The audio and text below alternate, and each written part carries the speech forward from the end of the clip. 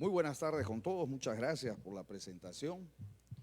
Estimado amigo doctor Alfonso López Chao, rector de la Universidad Nacional de Ingeniería, querido amigo Jorge Vaca Campodónico, ex ministro de Economía, estimada doctora Mary Morales, decana de la Facultad de Ingeniería Industrial, estimados decanos presentes, querido alcalde, docentes, estudiantes de esta casa de estudios. Para mí realmente es de gran satisfacción venir a exponerles una idea que hace mucho tiempo lo veníamos desarrollando dentro de la Sociedad Nacional de Industrias y en estos últimos 2 años impulsado a nivel nacional. Una visión, un deseo de querer industrializar a nuestro país y poder llevarlos al primer mundo. Y la pregunta que nos hacíamos siempre los peruanos es cómo llegar a ese primer mundo, cómo acceder a ese primer mundo. Y sin duda, el camino y la ruta industrial es el camino más directo y más sostenible para eso. Y entonces habría que impulsar el desarrollo industrial de nuestro país. Y eso nos motivó a empezar a hacer propuestas a lo largo y ancho del país. En 1 año, 6 meses que tengo como presidente de la Sociedad Nacional de Industrias, me ha tocado estar en 19 regiones, no solamente visitándolas, sino llevándoles un planteamiento de desarrollo y tomando las grandes iniciativas de desarrollo productivo que tienen nuestras regiones. Además de habernos dado cuenta que el Perú es un país sumamente heterogéneo y que necesitamos vincularnos para el desarrollo común, porque no es posible que el Perú piense en un desarrollo si mantiene aún un esquema sumamente centralista. Y si hablamos de desarrollo productivo y si hablamos de industrialización, con mucha más razón, porque la industria, como lo veremos más adelante, se concentra fundamentalmente en Lima. Pienso en los siguientes minutos hablarles sobre un poco de esta visión y qué nos conduce y qué nos lleva. Creo que tenemos un pequeño error técnico. Si me pueden ayudar, por favor. ¿Qué nos impulsa y qué nos lleva a este pensamiento y a este desarrollo? A ver, el mundo hace tiempo empezó una lucha constante por ganar un espacio en este mercado global. Y países como por ejemplo del sudeste asiático supieron asumir este reto y nos llevaron a sus economías a las del desarrollo. Y hoy ustedes ven China, Corea del Sur, ven a Vietnam, ven a muchos de estos países con unas economías sumamente fortalecidas y en gran desarrollo. Y la pregunta es, ¿qué hicieron para ello? ¿Cómo se concentraron en este desarrollo? ¿Y cómo el Perú está mirando eso y qué está haciendo? Y por supuesto, la pregunta de si tenemos o no una estrategia de desarrollo es válida. Y yo lamento tener que decirlo, pero yo no he encontrado una respuesta a si nuestro país encontró o tiene una estrategia de desarrollo. Claramente no. ¿Y eso cómo lo vemos? Lo vemos porque gobierno tras gobierno nos siguen cambiando de rumbos y nunca encontramos a una ruta sostenida de desarrollo y de crecimiento. Si no, vamos a ver alguna data e información que he traído para compartir con ustedes. Primero, hay que reconocer que el Perú hizo un gran avance y un gran trabajo de abrirse al mundo. El Perú tiene más de 22 TLCs, o sea, acuerdos comerciales con 56 países del mundo, que representan el 83% de la economía mundial. Eso es yo diría, una gran fortaleza de la economía peruana. Eso lo hemos hecho gracias a la apertura que tuvo el Perú cuando implementó su política de economía social de mercado. Sin embargo, la pregunta sigue siendo válida. ¿Eso fue aprovechado para el desarrollo del Perú? Es la pregunta que nos podríamos hacer constantemente. Miren, esos beneficios que ustedes ven de apertura y de crecimiento económico se ven claramente reflejados en los siguientes cuadros. En el primero ustedes ven cómo se desarrolló nuestra economía desde que se implementó la economía social de mercado traducida en la nueva Constitución del 93 hasta el 22. En ese lapso, la economía peruana, el PBI, creció 3,5 veces. Muy buen crecimiento. Igual pasó con las inversiones privadas, que creció de 18 millones a 115 mil millones de soles al año 22. La inversión privada surtió efecto. ¿Qué pasó con las exportaciones totales? En el año 22, el año pasado, rompimos todos los récords de la historia de exportaciones en el Perú. 66 mil millones de dólares. Eso nos dice que el camino no está mal, pero yo sigo con un sinsabor y preguntándome si eso es suficiente. La pobreza en efecto se redujo, y se redujo de casi 60% en el año 2004 al año prepandemia, 20%. Desgraciadamente, y porque no supimos trabajar el efecto post-pandemia, aumentamos nuestra pobreza el año 22 al 27,5. Y lamentablemente, por las consecuencias que estamos viviendo hoy de nuestra economía, sin duda estaremos sobre el 30,5% en pobreza cerrando este año. Son números que nos deberían dejar pensando en qué más podemos seguir haciendo. En efecto, el Perú fue la estrella, o es la estrella de la región, ¿no es cierto? 3,8% de crecimiento por encima de lo que creció Latinoamérica, con 1,2% de crecimiento. Y si nos comparamos con los miembros de la Alianza del Pacífico, si nos comparamos con los países miembros de la Alianza, que son Perú, Colombia, Chile, México, en efecto el Perú es el que más creció. ¿Y por qué creció? ¿Qué de bueno hicimos? Yo diría hay algunos factores que nunca debemos olvidar. El primero es que hay una sólida política monetaria y fiscal. Eso se llama BCR. Totalmente apartado del poder político, un directorio bastante profesional que ha sabido mantener esta política fiscal. Segunda gran ventaja, las exportaciones que tuvo el Perú, y lo hemos visto en esos 22 TLCs. Nos abrimos al mundo, se abrió un mercado global que no lo tenía el Perú. Tercero, no podemos olvidar que los precios de los minerales nos acompañaron en este llamado superciclo, ¿no es cierto? Y una cuarta, yo diría, una sólida política o una sólida economía social de mercado. Son factores que deberíamos tenerlo siempre presente. Pero nuevamente la pregunta, ¿hubo crecimiento económico? Sí, pero esto nos acompañó en el desarrollo y ahí viene el cuestionamiento. Yo entiendo que ese crecimiento económico no necesariamente se puede trasladar hacia el desarrollo y vamos a ver por qué. El 39,3% de la población recibe agua adecuada, es decir, con su cantidad de cloro adecuado, con las condiciones técnicas adecuadas. Solo el 39,3%. Sin embargo, hay regiones que están mucho peor. Pasco, por ejemplo, solamente tiene el 4,1% de su agua, el agua que reciben las casas, adecuada. Eso no significa desarrollo, ¿no es cierto? ¿Qué pasa con la anemia? Y nuevamente permítanme decir, porque cada vez que llego a este punto llamo la atención o nos llamamos la atención todos los que estamos viendo y mirando estas cifras, porque esta es una cifra que debería darle vergüenza al Perú y a cualquier gobernante. ¿Cómo es posible que el Perú, con las condiciones que tiene, las ventajas que tiene, el crecimiento económico que tuvo, estemos exhibiendo cifras como 42,4% de anemia?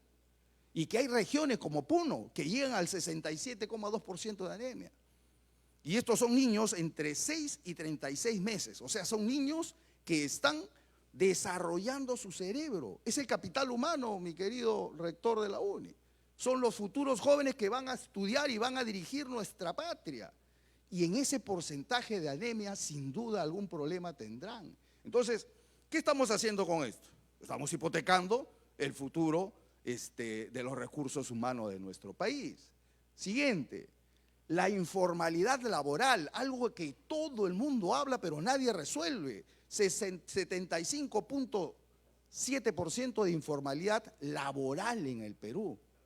Y existen regiones como Huancavelica con casi 92% de informalidad. 9 de cada 10 trabajadores son informales. En Huancavelica es una pena decirlo y reconocerlo. Y aunque Leoncio Guayami es mi gran amigo, el gobernador de Huancavelica, yo siempre le juego una broma y le digo que, oye, en tu región tú eres el único que está en planilla, porque todo el resto no debe estarlo. Y esas son situaciones que no nos podemos permitir. Un país que quiere llegar al desarrollo lo puede hacer con un 80% de sus negocios en informalidad, porque ese es el otro dato que no está acá, pero lo quiero compartir. El 80% de los negocios en el Perú son informales. Y eso es algo que obviamente nos está frenando en el desarrollo. Otro dato que es bueno compartirlo, el rendimiento escolar. Esta famosa prueba, ¿no es cierto?, de comprensión lectora y de matemáticas. Solamente el 9.4% de estos estudiantes pasan la prueba. Y hay regiones como Loreto que escasamente llegan al 1%. O sea, todos estos números nos están dando mensajes, pero hay que saber leerlo y hay que saber interpretarlo y sobre todo hay que comentarlo en aulas académicas como esta, porque de aquí deberían empezar a salir las grandes soluciones. Y yo creo que después de las presentaciones que vamos a tener hoy, se nos va a abrir esa luz y esa esperanza y esa luz al final del túnel y vamos a decir, todo esto se puede resolver y vamos a trabajar por ello. Cobertura de médicos. A nivel nacional, 28 por cada 10.000 habitantes, pero en Amazonas solamente hay 6 médicos por cada 10.000 habitantes. Y lo último es el tema de las víctimas de un delito que no lo voy a leer porque ya quedó desfasado. Estos son datos del año pasado. Este año ya realmente es muy complicado hablar de seguridad ciudadana. Entonces, el tema es, en efecto, nos falta desarrollo.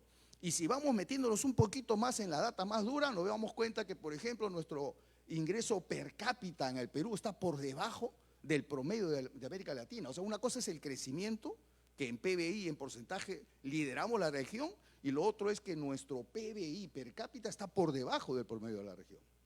Y no solamente eso, si el Perú crece al 2% anual, nos tomaría 30 años para igualar el PBI de Chile de hoy, porque en 30 años yo seguro que el PBI de Chile va a estar por otro lado, ¿no? Pero eso es más o menos para que nos hagamos una idea la brecha que todavía necesitamos cerrar. Y crecemos a menos como supone que va a pasar. Este año nuestra proyección andaba alrededor de 0.2, 0.3. Hoy ya estamos ajustándolo a menos 0.2, menos 0.3. Eso es lo más probable que resulte el PBI para este año.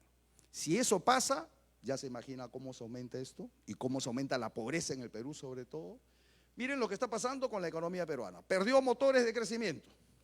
Desde el año 2010 no encontramos un motor de crecimiento para nuestro país.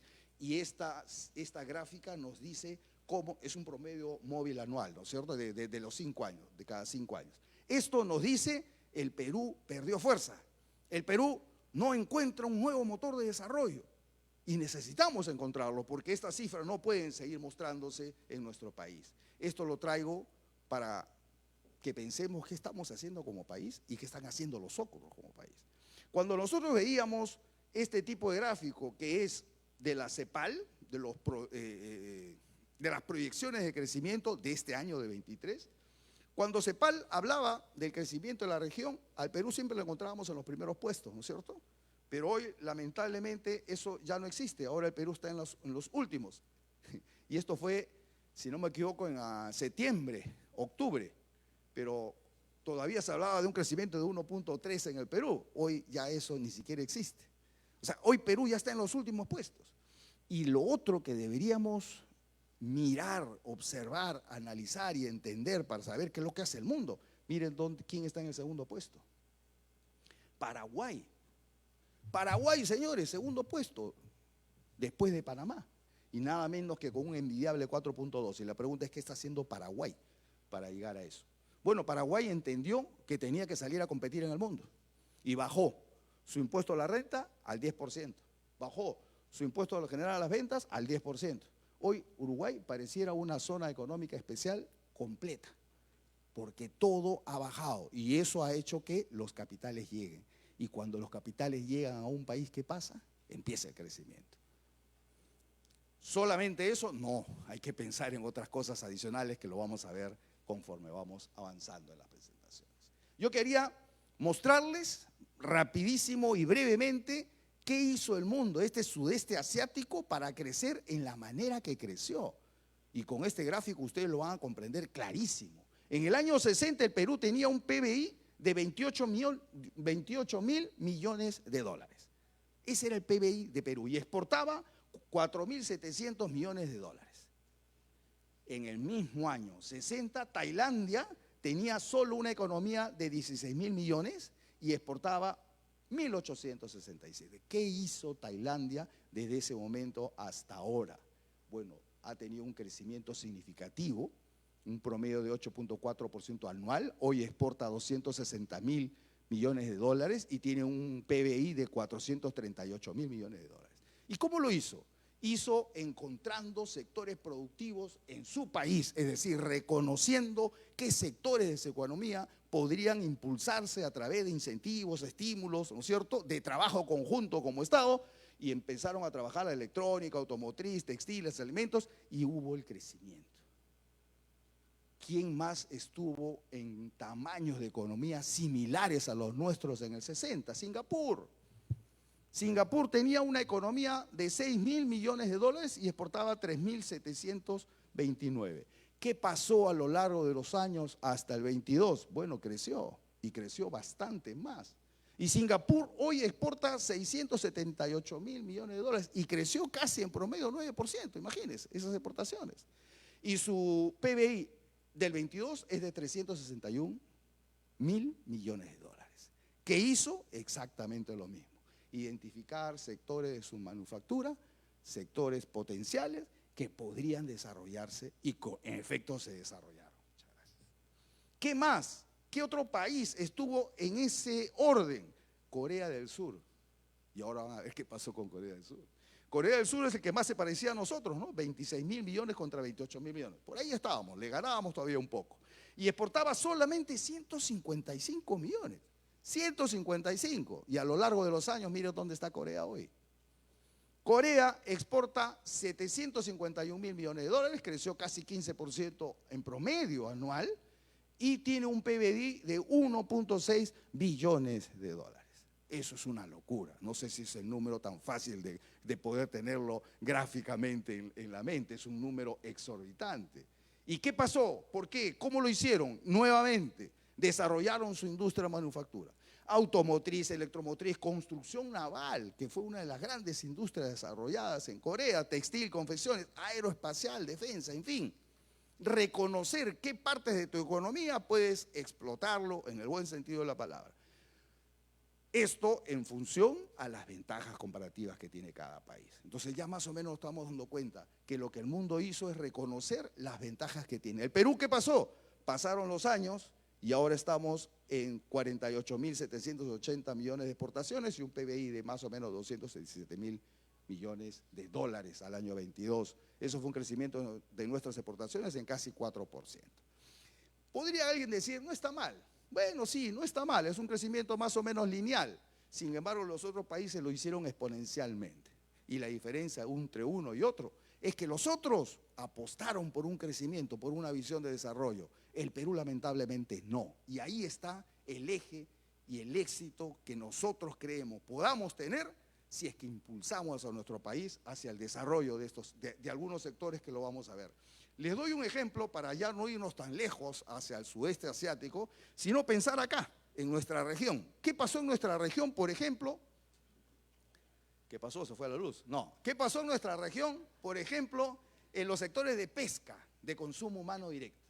Yo les traigo 3 países, Perú, Ecuador y Chile, por algunas características que les voy a comentar en este momento. Miren, en el año 2003, estas eran las exportaciones, y en el año 2022, estas son. ¿Qué hemos visto? ¿O qué se ve? ¿Qué se aprecia gráficamente? Que hay 2 crecimientos exponenciales, tanto de Ecuador como de Chile. Ecuador está en 10.000 millones de dólares de exportaciones. Chile está en 7.858 millones de dólares de exportaciones. Y el Perú, 1.528. Crecimiento nuevamente lineal, no me parece mal, 11% anual, aceptable, pero mediocre si me comparo con la región. Eso es lo que siempre hay que hacer, compararnos contra lo que están haciendo los otros. ¿Y qué está haciendo Ecuador para llegar a 10.000? Ha dado incentivos a su sector de pesca para consumo humano directo. Por ejemplo, ustedes no sé si habrán visto las latitas de atún que consumen, sería bueno que vean ustedes más en el envase que dice, va a decir hecho en Ecuador, ¿no? ¿Y qué es atún? ¿Y el atún de dónde es? Peruano, ¿no es cierto? ¿Dónde es pescado ese atún? en la costa norte de nuestro país. ¿Y por qué no ingresa al Perú para industrializarse, para convertirse en un enlatado de atún? Porque el Perú cobra un impuesto a todos esos atunes que entrarían para industrializarse en el país. Entonces, ¿qué hace el dueño del atún? Pues mira más arriba y Ecuador lo libera y usted lleva sin ningún impuesto, lo lleva a Ecuador y lo procesa. ¿Y qué hace en Ecuador? Genera puestos de trabajo, genera valor agregado, aumenta sus exportaciones, tienen más ingresos a nivel de impuestos, en fin, son temas que el Perú hasta ahora no logra visualizar y seguimos con la idea de mantener nuestros impuestos, mantener los mismos ratios, los mismos sistemas de trabajo, mientras el mundo ya despertó y está haciendo otras cosas. Entonces, eso se lo dejo como para que vayamos pensando que el mundo hace tiempo empezó a hacer algo y que el Perú sigue esperando que venga alguna situación fortuita de fuera para poder tener algún tipo de impulso. Lo mismo pasa con Chile. Chile también está en 7.800. Ojo que el Perú tiene 3.100 kilómetros de litoral peruano, 3.100 kilómetros de litoral peruano. Espejos de agua en la sierra, espejos de agua en la selva. Podría ser acuicultura, por ejemplo. Podría ser grandes exportadores de la trucha, ¿no es cierto? Podríamos desarrollar muchas riquezas. Falta implementarlas, falta diseñar una política agresiva de crecimiento en este sector. Otro sector que le traigo como ejemplo es el forestal, el de la madera. Y lo traigo por la misma razón que la pesca, que tenemos en este sector grandes ventajas comparativas. La principal, ¿cuál es? Que tenemos 72 millones de bosques en el Perú, 72 millones de hectáreas de bosques en el Perú, 72 millones de bosques, de hectáreas de bosques en el Perú. Yo no me voy a comparar con Brasil porque va a ser un abuso. No me voy a comparar con Chile porque ya tiene una producción maderera muy antigua y lo hace muy bien. Pero sí me puedo comparar con Uruguay, país chiquito, que hace poco tuve la suerte de estar y visitar este sector, porque para eso fuimos.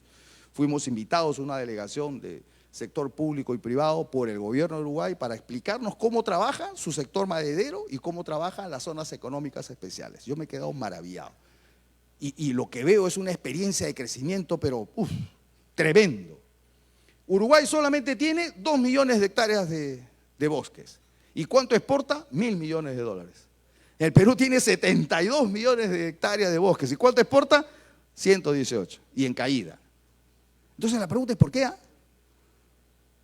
Nuestros bosques están malditos, ¿no? O sea, tenemos una maldición. Obviamente nos falta diseñar una política sostenible, por supuesto, porque nadie está hablando de destruir los bosques, nadie está hablando de depredar bosques, de tala ilegal, para nada. Estamos hablando de desarrollo productivo de la madera de manera sostenible y sí se puede hacer.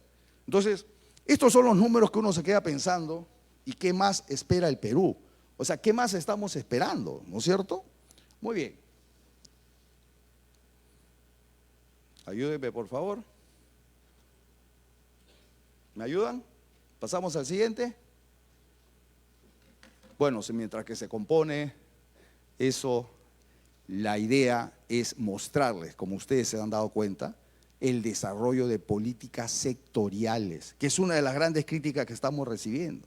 A mí me dijeron, o lo leí mejor dicho, en un medio, el presidente de la Sociedad Nacional de Industrias está eligiendo a sus próximos amigos millonarios del Perú. O sea, yo estoy eligiendo quién va a ser el próximo millonario en el Perú. Falacia más grande, ¿no es cierto? Lo único que nosotros estamos haciendo es identificando en qué sectores el Perú tiene grandes potencialidades, en qué sectores el Perú tiene ventajas comparativas, en dónde podemos desarrollar nuestras industrias. Identificándolo, pasamos a darle las facilidades, pasamos a darle los incentivos, las motivaciones para que los capitales lleguen.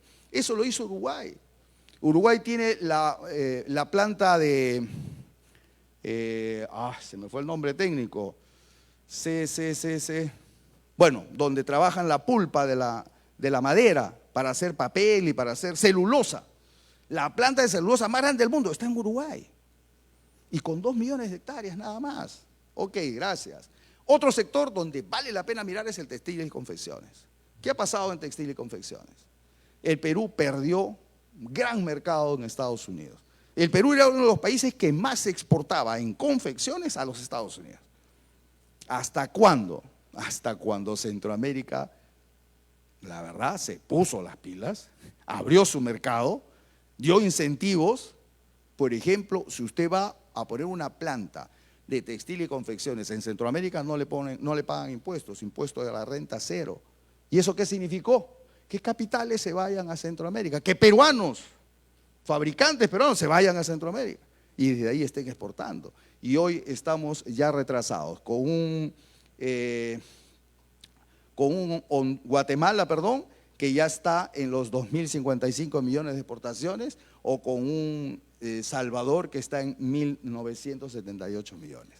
Eso significa competir en el mundo. Ahora, ¿el Perú no tiene ventajas competitivas en el sector confecciones y textil? ¿Acaso nuestra historia no dice que 5.000 años de historia peruana están identificados con el sector textil? O sea, ¿hemos perdido tanto esa capacidad para desarrollar esta industria? Bueno, necesitamos mirar esos temas, señores. Les pongo 3 grandes cosas que está haciendo la región, ya no el mundo, solo la región, como políticas, como estrategias de crecimiento, desarrollo y de atracción de capitales. Está exonerando el impuesto a la renta, está incentivando con políticas sectoriales claras, definir sectores competitivos. Tercero, está propiciando la reinversión de las utilidades de los empresarios. En lugar de que se los lleven a sus cuentas, déjenlo en su trabajo, generen más puestos de trabajo, generen más riqueza interna. Son 3 actividades que está haciendo la región. En celeste, todo lo que están apostando por exoneración de impuestos a la renta. Naranja, lo que están dando incentivos sectoriales. En amarillo, lo que están dando incentivos para la reinversión de utilidades. Ahora, pintemos de azul todo lo que están haciendo, por lo menos una de estas 3 estrategias. Por lo menos una de estas 3. Quedaría así el mapa. ¿Quiénes son los únicos que nos quedamos sin pintar? Perú, Venezuela y Guyana. A ese nivel estamos, señores. Solo el Perú, Guyana y Venezuela no hace ni una de estas 3 estrategias para atraer inversión. Esas son las cosas que yo quiero ponerlo en debate. Esos son los temas que a nosotros nos interesan discutir. Si queremos desarrollarnos, si queremos ser un país competitivo, no podemos vivir de espaldas a lo que el mundo ya está haciendo.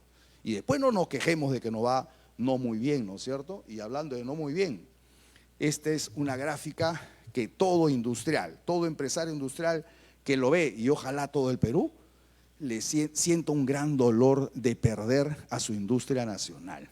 Y yo estoy hoy en la Casa de la Ingeniería, la casa académica que identifica la ingeniería en el Perú. Y creo que ustedes comprenderán muy bien cuando le digo que esto es una vergüenza para el desarrollo nacional. Y se lo digo bien simple, no hay país que haya llegado al primer mundo si no desarrolló primero su industria manufacturera. Y este cuadro que me está diciendo que el Perú vive de espaldas a su desarrollo manufacturero y que hemos tenido caídas constantes desde el año 70, que llegamos a nuestro pico de 18,5% de peso en la economía peruana, y que de los últimos 16 años la caída ha sido abrupta y hemos pasado de 16,5 a 12,9 en el año 22. Si hacemos algunos cálculos de proyección, la industria en el Perú pesará a un solo dígito de aquí a 3, 4 años si no hacemos nada. Esto hay que salvarlo. Y esto se salva con medidas claras y concretas. ¿Cómo? Compitiendo contra el mundo. Como ya sabemos qué está haciendo el mundo, pues vamos a empezar a tomar las medidas, las mejores prácticas que hayan tenido ellos, ¿no es cierto? Miren esta gráfica, señores. Se lo traigo para que se indignen igual que yo. Esto es el Perú. Esto es el Perú productivo. Concentración de la producción, casi 60% en Lima. Y mire cómo cae después. La mitad de las regiones no llegan siquiera a un punto, ¿no es cierto?, de PBI manufacturero. Bueno, esa es la realidad de cómo se desarrolla la industria en nuestro país. Entonces, no podemos seguir concentrando el desarrollo del Perú solo en Lima. De ahí viene nuestro famoso enfoque regional. Y por eso me encuentro muy seguido con mi amigo Alfonso en las regiones hablando de productividad, ¿no? Porque hay que ir a hablarles de eso. No ir a hablarles a decirles, pobrecito, ¿cómo te damos más canon? ¿Cómo te damos más? No, eso es una visión centralista. Yo cuando voy a una región siempre les digo, ustedes ya dejen de estirar la mano a Lima, ustedes tienen grandes fortalezas, tienen grandes ventajas comparativas. Trábajenlo, incentívenlo, desarrollen, hagan políticas sectoriales, traigan capital, porque la verdadera descentralización va a llegar al Perú cuando esos capitales productivos lleguen a las regiones. Si eso no ocurre, nunca vamos a tener un país descentralizado. Y no va a haber una ley que convierta en homogéneo a un país como el Perú, sino a través de la inversión privada. Este gráfico sí quiero que se queden en sus retinas, porque significa lo que tenemos que hacer para mejorar la calidad de vida en nuestro país. Todos entienden lo que es el índice de desarrollo humano, ¿no es cierto? Es el índice que mide, en otras palabras, la calidad de vida del poblador. Y hay una correlación directa, que no lo dice la Sociedad Nacional de Industrias, lo dice ONUDI a través de su estudio en el Perú. Y ha hecho una comparación entre las regiones que más desarrollo manufacturero tienen y lo compara con su calidad de vida. Y son exactamente las regiones que más desarrollo manufacturero tienen los que tienen mejor calidad de vida. Y al revés también, las regiones que no tienen desarrollo manufacturero son las regiones más pobres. Eso necesitamos tenerlo bien presente cuando se quiere hacer política de desarrollo en nuestro país. Pero no todo hemos hecho mal en nuestro país. Hay unos temas que son muy buenos, que me sirven y nos sirven de base para poder defender el proyecto de ley de industrias que está hoy debatiéndose en el Congreso. ¿Cuál es lo que pasó en nuestro país en los años 2000 respecto al sector agropecuario? ¿Cuánto exportábamos? 394 millones de dólares. ¿Qué pasó en el año 2000? El Perú dio una ley de incentivos para motivar las inversiones en el sector agropecuario. Exoneró de impuestos al 15% y además de otros beneficios a nivel de laborales, de contrataciones, en fin, dio una ley que hizo que el sector agropecuario creciera desde el 2000 al año 22 en casi 15%, casi no, en 15% de promedio anual. Y el año pasado hemos exportado 8.450 millones de dólares. 8.450 desde ¿cuánto? Desde 394 en el 2000. Entonces, aritmética simple, ¿eh? Para los preocupados en que la caja fiscal se golpea y ¿qué es mejor? ¿Un 15%, perdón, un 30% de 394 o 15% de 8.450, por el amor de Dios? ¿No es cierto? Es un tema de sentido común. Yo no soy economista. Más tarde nuestro ilustre ex ministro de Economía dará los estudios a los cuales por econometría se llega, pero por sentido común yo veo este cuadro y digo, señores, aquí está la panacea, ahí está la solución. Ahora, no es solo una ley, por supuesto. Nadie va a ser tan iluso de creer que mañana se da la ley y el Perú se vuelve industrial y ya estamos en el primer mundo. Claro que no, hay que trabajar para ello. Pero la ley es una herramienta que requiere ser trabajada. Bueno, pero eso pasó en el sector agropecuario. ¿Y qué pasó con pesca? No hubo ley, por lo tanto hubo un crecimiento lineal. Lo mismo pasó con confecciones, lo mismo pasó con forestal. Si yo esto lo llevo al análisis, mi conclusión es, señores, entonces en el Perú hay que hacer política sectorial. Necesitamos dar incentivos a algunos sectores de la manufactura para desarrollarnos como país. Seguimos. El impuesto a la renta total en el Perú son de 29.821 millones de soles. Si yo le quito Lima, me quedo solamente con el 9% de los impuestos. Si yo veo las zonas altandinas, solamente es el 2.4%. Si yo veo la selva, solamente es el 1.2%. ¿Qué cosa estamos diciendo? El Perú no está desarrollado. Los aportes a las rentas, en estos casos, si le quito Lima, ya casi no aparecemos. Eso es lo que busca el proyecto de ley. Tratar de que estas zonas, altoandina y la selva, mejoren en sus ingresos. Por eso que el día 12 de septiembre se ingresó el proyecto de ley presentado por el congresista José Gerí, y que hoy se está debatiendo en las comisiones de Economía y en las comisiones de la producción. Tiene 3 ejes estratégicos, 3 enfoques estratégicos. Primero, política sectorial, que creo que desde lo que me han escuchado hasta ahora ya entienden hacia dónde va la política sectorial. No es como algunos críticos nos dicen, ustedes están escogiendo a los sectores que van a crecer. No, nosotros estamos identificando qué sectores de nuestra economía tienen grandes potencialidades, que la diferencia es tremenda, ¿no? Escoger es al azar. Identificar no. Identificar tiene para ello todo un estudio que nos dice qué sectores tenemos ventajas comparativas. Segundo, enfoque territorial, y esto es no negociable. El Perú tiene que entender que debe crecer, pero a través de sus regiones, ya no pensando en Lima. Por lo tanto, ese crecimiento tiene que ser fundamentalmente desde las regiones. Pero para ello hay que llevarles las inversiones para las regiones, porque ya decíamos, las regiones no va a llegar capital de inversiones de por sí. Necesitamos buscarlas y convertirlas en atractivas. Y el tercero, que también es no negociable, es el enfoque de sostenibilidad. Y en ello yo quiero hacer un reconocimiento a nuestro amigo Alfonso López Chao, que siempre habla de las 5 hélices. Y yo me acuerdo en esta universidad también venir a exponer sobre nuestra visión de desarrollo sostenible en el Perú. Y eso queremos que se plasme en este proyecto de ley, porque no puede haber industria ni actividad en el Perú ni en el mundo que no practique la sostenibilidad. Y para ello necesitamos juntarnos, academia, sociedad civil, empresa, Estado y por supuesto la famosa economía circular. Muy bien, ¿qué se busca en este proyecto? No los quiero cansar mucho, vamos a tratar de terminar rápido. Que haya promoción a la inversión a través de beneficios en impuesto a la renta, pero contra nada, no. Y ahí viene la diferencia contra otros proyectos que solo observan la reducción del impuesto a la renta. Aquí en este proyecto se dice, va a haber una reducción del impuesto a la renta siempre y cuando reinviertas. Empresario industrial que reinvierte en sus empresas para desarrollar más trabajo, desarrollar tecnología, hacerla más sostenible, tener más porcentaje de ventas, crecimiento en la infraestructura.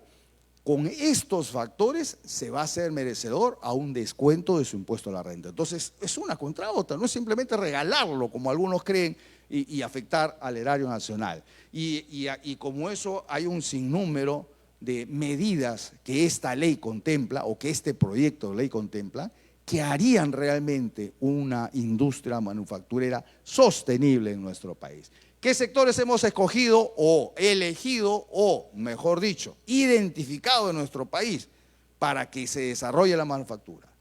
Agricultura, biotecnología, muy necesaria y además que tenemos ventajas comparativas. Forestal, ya ustedes saben por qué, vieron las grandes ventajas que tenemos. Lo mismo con la industria naval, estamos trabajando con el CIMA y ustedes saben que la industria naval va a ser uno de los grandes desarrolladores de economía en nuestro país. Va a ser el astillero más grande de la región y estamos apostando por ello.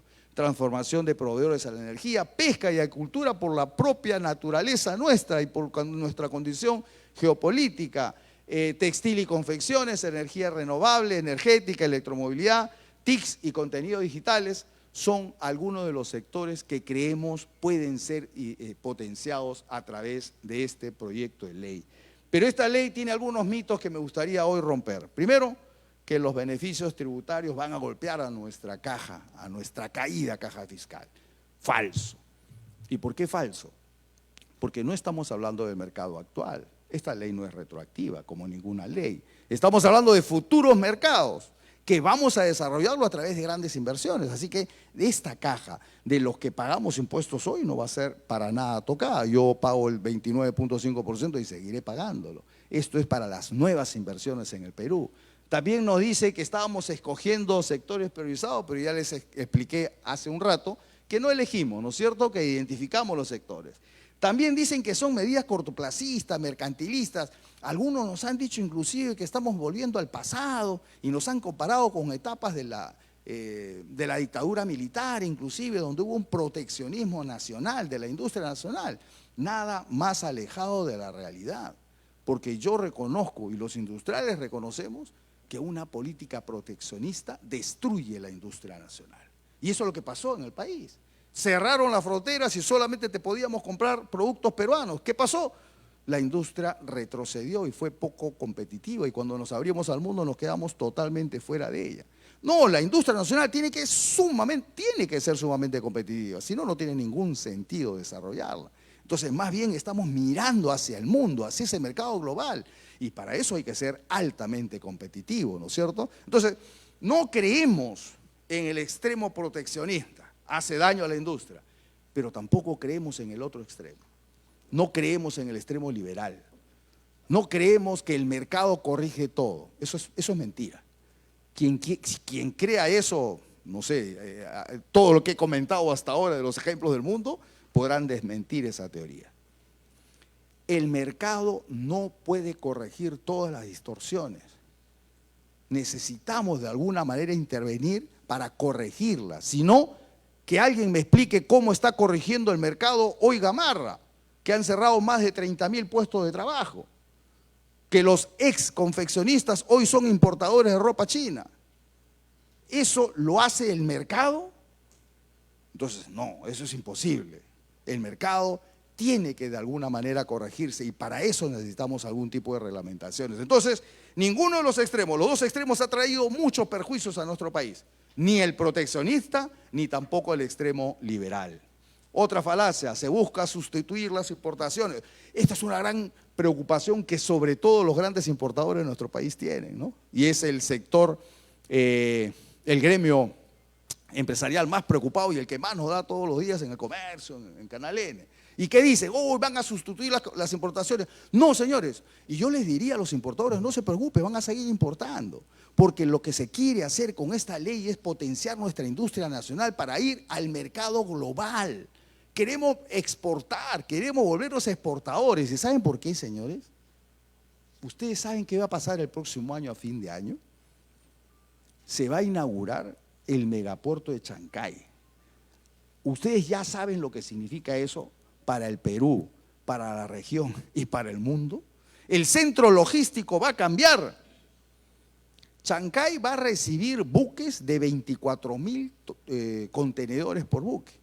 Es una cantidad pero extraordinaria. Vamos a ser el tercer puerto más grande de toda América. Hoy solamente existen esos dos puertos hacia el norte. Y después toda la parte sudamericana no existía, pero Perú lo va a tener. Entonces van a traer un montón de contenedores con productos seguros al país. Pero esos contenedores seguirán vacíos si no logramos desarrollar nuestra industria. Y esa es la intención. Ojalá logremos desarrollar una industria nacional fuerte, manufacturera, capaz de exportar y llenar esos contenedores hacia el mundo. Y hago un pequeño paréntesis de análisis, aunque yo sé que me pasé de la hora, ya me están diciendo. Me faltan 2 minutos nada más. Mentira, me falta más. No, voy a cortarlo rápido. Voy a cortarlo rápido. Pero miren lo que pasó con Chancay. Cualquiera diría, porque yo lo pensé así, cuando me enteré lo que significó o lo que significa el puerto de Chancay para el Perú, yo dije, ¿quién fue el gran estratega, por el amor de Dios? ¿Qué presidente de la República lo visionó y lo puso en un plan estratégico? Y hoy se está cumpliendo y vamos a ser el centro logístico de la región. Y me puse a investigar y no hubo ni un presidente de la República que hizo eso. Ah, entonces tiene que haber sido algún parlamentario, ¿no es cierto? En el Congreso de la República de repente fue concebida esta visión de desarrollo logístico para nuestro país. Mentira, ningún congresista se ha enterado. Hasta ahorita no hay muchos que ni siquiera saben qué es lo que va a pasar. ¿Algún ministro iluminado? Tampoco. ¿Y cómo nos cayó ese puerto del cielo? Ah, pues eso. Hoy podemos sí gritar a los 4 vientos que Dios es peruano, ¿eh? Porque señores, fue producto de la casualidad. Y eso ya no sé si hacerme sentir bien o mal, ¿no? Me hace sentir mal a veces, pero dije, bueno, qué suerte, ¿no? Los peruanos tenemos una suerte, sino porque fuimos al Mundial ese 2.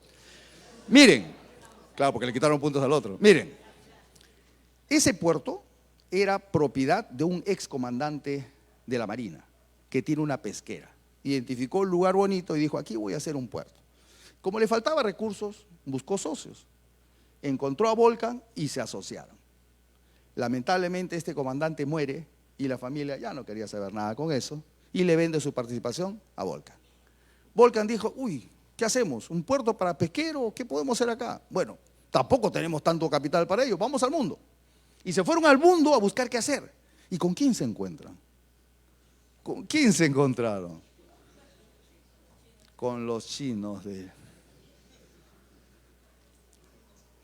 Estos de COSCO Shipping, que son los operadores logísticos más grandes del mundo, le dijeron, vamos a volver al Perú. Y cuando llegan al puerto ven que era un calado ideal para llegar esos super ex post Panamá, esos buques inmensos de 24.000 contenedores, y dijeron, esto no es para hacer un puertito, esto es para hacer un megapuerto. Y en la región Sudamérica no había ningún megapuerto. Y ustedes ven el mapa mundial, porque me lo enseñaron a mí los de Costco, en todo el mundo tiene megapuertos operando, y en Sudamérica no había ninguno. Y dijeron, lo hacemos. Y así fue como se hizo ese megapuerto. Y recién hoy, cuando sabemos que el próximo año en diciembre se va a inaugurar ese megapuerto, ya vemos a la presidenta, a los ministros. Se ha formado una comisión parlamentaria multipartidaria para ver qué hacemos con ese puerto. No, es increíble lo que pasa en el Perú. Pero bueno, hay que aprovecharlo eso. Y ojalá esos contenedores que lleguen al megapuerto salgan con productos peruanos, ¿no es cierto? Ya para cerrar, no estamos propiciando para nada la corrupción, ni mucho menos darle facultades especiales a los gobiernos regionales. Lo que se le estamos diciendo es reconocerles la capacidad que ellos tienen para innovar y desarrollar zonas específicas. Esto ni siquiera lo voy a comentar porque un economista, ojo, un economista de esos que escriben en El Comercio, grandes iluminados, en un programa de televisión dijo, a ver usted señor, cuando va a la sierra, ¿qué siente? El periodista le dijo, falta el aire. Ah, ya ves, eso se llama insuficiencia.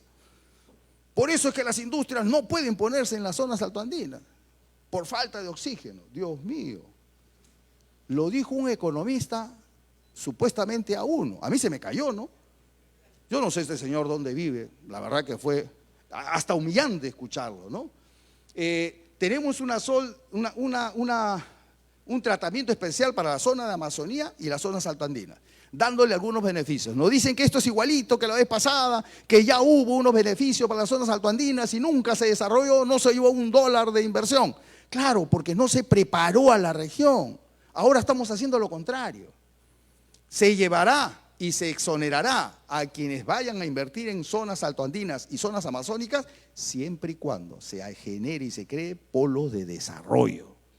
Es decir, el gobernador, la gobernación, tienen que generar parques industriales, un ecosistema donde pueda haber tecnología, desarrollo, innovación, estudio, ¿no es cierto?, que puedan fomentar el ingreso de industrias para su desarrollo.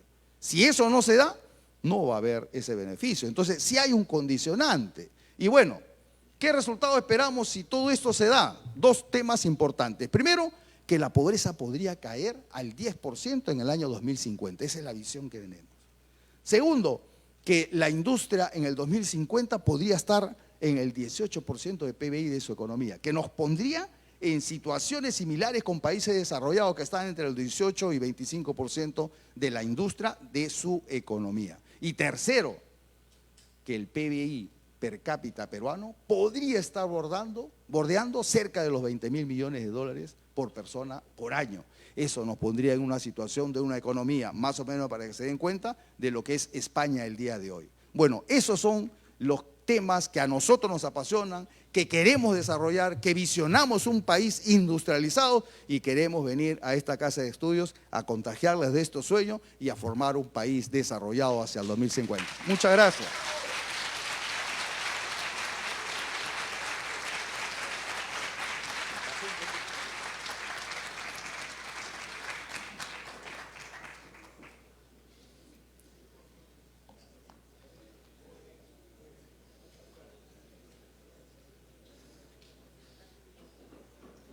Y esa es la convicción que precisamente ha previsto en su visión el señor rector, cuando habla de 5 hélices para el desarrollo sostenible y la tarea esencial de aliar universidad y empresa.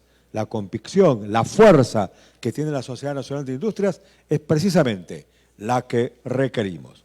Vamos a continuar, en este caso, con la presentación del estudio sobre el impacto económico del proyecto legislativo Nueva Ley de Industrias, que presenta el ingeniero Jorge Vaca Campodónico. Lo recibimos en estos instantes.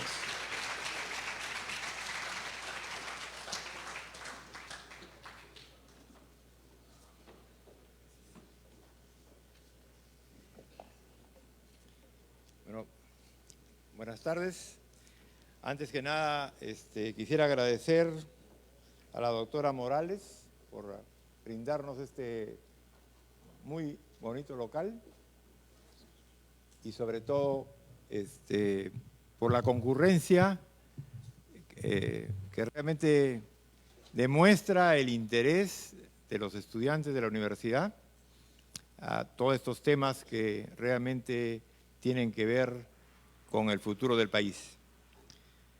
También agradezco al rector, doctor Alfonso López Chao. Realmente comentábamos antes de llegar a esta charla de que somos copartícipes de la misma alma mater. Yo también he estudiado acá en la UNI, he estudiado electrónica, una buena cantidad de años atrás, pero en esa época todavía era la Facultad de Ingeniería Mecánica y Eléctrica. Pero de todas maneras, le comentaba al rector de que yo he tenido oportunidad también de ser profesor de mi alma mater, ¿no? He tenido oportunidad de estudiar en el extranjero y obviamente he tratado de volcar estos conocimientos en favor del desarrollo Perú.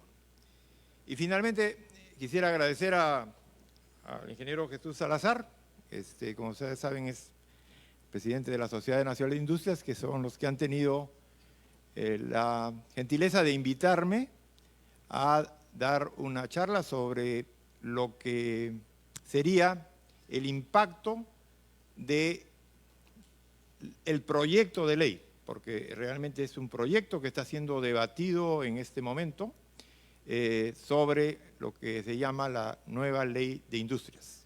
A pesar de que yo le llamaría, haciendo un símil con lo que pasó con el sector agropecuario, yo creo que debería llamarse ley de la promoción del sector industrias. Porque realmente el ejemplo que nos ha dado los resultados en el sector agropecuario son dignos de, por lo menos, entenderlos y segundo, ver en todo caso lo que no salió bien en esa ley para corregirlos y poder incorporarlos en una ley que en este caso sería el sector industrias, ¿no? Como economista, ustedes saben que el desarrollo de un país tiene fases. Lamentablemente estas fases son inexorables. El profesor Kuznets, premio Nobel, lo dijo muy claramente. No hay país que haya salido del subdesarrollo si no aumenta la productividad del sector agrario. O sea, todo pasa por el sector agrario. Si no hay aumento de productividad del sector agropecuario, muy difícilmente podremos salir de lo que se llama la trampa de los ingresos medios, ¿no? Ustedes saben, el Perú, aprovechando de su caudal minero, ha tenido grandes excedentes, pero lamentablemente este excedente no ha sido bien utilizado, ¿no? Te contaba la experiencia que han tenido otros países, por ejemplo, con el petróleo, en la cual esos excedentes no han sido asignados a un canon o a cerrar el déficit, sino a crear un fondo de riqueza que sirva para las nuevas generaciones. Porque siempre se parte del principio económico de que no es el presente el que importa, sino las generaciones futuras. Si nosotros la riqueza no renovable no la asignamos proporcionalmente a las nuevas generaciones, lo que estamos haciéndonos es comernos la gallina de huevo de oro, ¿no? Entonces, eso es, yo quiero ponerlo como un background, una cosa muy importante. Ahora, yo creo que con los logros que se han logrado, sobre todo en la agricultura agroexportadora, hemos llegado a niveles de productividad que realmente estamos a la altura de cualquier otro país desarrollado. Sin embargo, si vemos la productividad del campesino sobre todo del área andina, ahí hay mucho que trabajar, ¿no? Entonces, haciendo esa salvedad, yo creo que la experiencia del sector agroexportador, sobre todo en términos de productividad, ha sido enorme. Y por eso es que estamos cosechando ahora estos niveles de exportación que prácticamente los productos uva, mango, espárragos, bueno, son ampliamente conocidos en todo el mundo, no solamente por su calidad, sino también estamos llegando prácticamente a todos los países, ¿no? Entonces, ese es un ejemplo que necesitamos tener en cuenta para poder aplicarlo a este proyecto de ley de industrias. Lo digo porque, bueno, ¿podemos?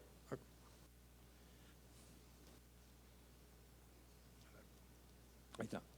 Lo digo porque para poner en contexto, a mí no me costaría mucho venir y ponerles unos números. El incentivo 1 va a producir X cantidad adicional y por lo tanto no hay costo fiscal, o el PBI va a aumentar o la pobreza va a disminuir. Pero a mí lo que me interesa, y obviamente a la audiencia espero que también, es cómo es que hemos llegado a estos números, ¿no? Porque eso es lo que va realmente a permitir no solamente creer en esta propuesta, sino en cierta forma ver en qué áreas puede ser mejorada, ¿no? Entonces, eso yo creo que es lo fundamental en cualquier análisis que hagamos. Entonces, para ello vamos primero a poner un poco en términos de metodología de cómo vamos a hacer este análisis, ¿sí?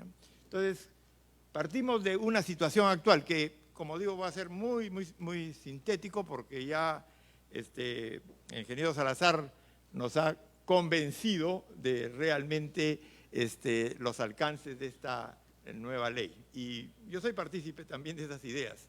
El problema está en que los analistas son muy críticos, sobre todo los comentaristas, porque están en cierta forma etiquetados en ciertas creencias que en cierta forma yo creo que son hasta copiadas de lo que se ha dicho en otras latitudes, ¿no? Entonces, yo creo que una parte que yo diría hasta pedagógica de esto es que nosotros como país tenemos que estar convencidos de que las políticas que apliquemos son políticas que realmente van a servir para el desarrollo del país, ¿no? O sea, no solamente porque alguien nos lo dijo, sino que nosotros seamos los que realmente comprendamos qué es o cuáles son los pasos que debemos seguir. Porque si no, aplicar, por ejemplo, se usa mucho la experiencia de los países asiáticos, pero nosotros no podemos copiarnos de lo que hicieron los países asiáticos, porque nosotros somos otra realidad, ¿no? Entonces, si no comprendemos la esencia de cómo se hace este análisis, lo que vamos a terminar es haciendo por imitación algo que finalmente no va a trabajar en el Perú, ¿no? Entonces, ¿cuál es la idea de esta metodología? Estoy seguro que ustedes, sobre todo en los últimos meses, todo el mundo habla del PBI potencial, ¿no? O sea, tenemos problemas con el PBI potencial. El ministro de Economía sale a decir, tengo 25 programas para aumentar el PBI potencial, ¿no? Estoy seguro que el ministro sabe lo que es el PBI potencial, pero la gran cantidad de personas no lo tiene claro. Entonces, quisiera primero aclarar eso, ¿no?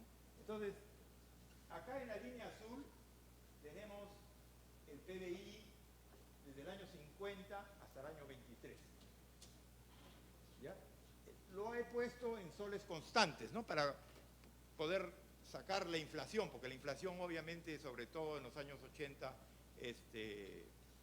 distorsiona tremendamente el análisis estadístico, ¿no? Entonces, habiendo sacado ese efecto de inflación, y también lo he expresado en términos per cápita para poder realmente ser más comparativo, porque no es lo mismo que es una economía que teníamos 15 millones de habitantes contra los que somos 33 ahora. Entonces, por lo tanto, todo eso lo tenemos que tomar en cuenta para poder realmente hacer un análisis de lo que ha pasado en este periodo. Y podemos verlo acá, que ha ido oscilando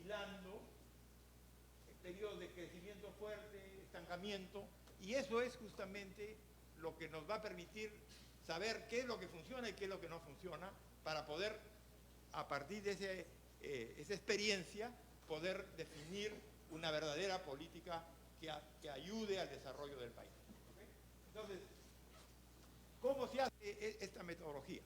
Bueno, lo que se hace es, para ponerlo en términos sencillos, tomamos un promedio móvil de la evolución del PBI a lo largo de este periodo, desde el 51 hasta el 23, año 2023. ¿Ok? Entonces, como pueden ver, esta línea roja, para los que han estudiado un poquito de economía, lo hemos obtenido a través de un filtro que se llama Hodrick-Prescott, que es el que permite extraer todo lo que es cíclico y realmente ver cuál es el PBI potencial. La línea roja es el PBI potencial. ¿Qué significa PBI potencial? Es lo que se podría asemejar a lo que sería un PBI de equilibrio que no genere ni presiones inflacionarias ni presiones deflacionarias. ¿Okay? Entonces, todo lo que oscila alrededor de este PBI potencial en rojo se llama el ciclo económico. Y la palabra ciclo es porque, como pueden ver, unas veces está por encima, otras veces está por debajo del PBI potencial, y eso es lo que tiene unas características como de una onda sinusoidal, y por eso se llama ciclo. Y tiene realmente, haciendo un análisis estadístico, tiene periodos muy definidos. Cada economía tiene una estructura que se refleja en un ciclo económico, ¿no? Es, para ponerlo en términos bastante técnicos, yo diría, cuando hay mucha producción, o sea, más de lo que realmente es el PBI potencial, obviamente se empiezan a haber presión sobre